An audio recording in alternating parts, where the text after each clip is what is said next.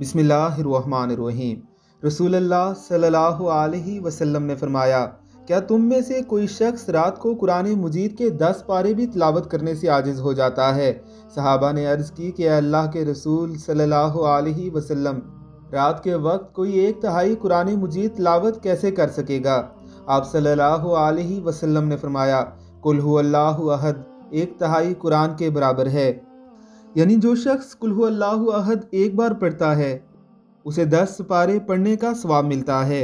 उलमाए कराम फरमाते हैं कि 3 बार कुल हुवल्लाहु अहद पढ़ने से एक कुरान मजीद पढ़ने का सवाब मिलता है। रात को सोने से कबल 3 बार कुल हुवल्लाहु अहद पढ़ के तमाम उम्मत की भलाई के लिए और तमाम फौज शुदगान के लिए दुआ कीजिए। यह आपका उन फौज शुदगान के साथ बहुत बड़ा एहसान होगा और इस एहसान के बदले अल्लाह ताला आपकी तमाम मुसीबतों को दूर फरमा देंगे। अल्लाह हम सबको तौफीक अता फरमाए। आमीन सुम आमीन।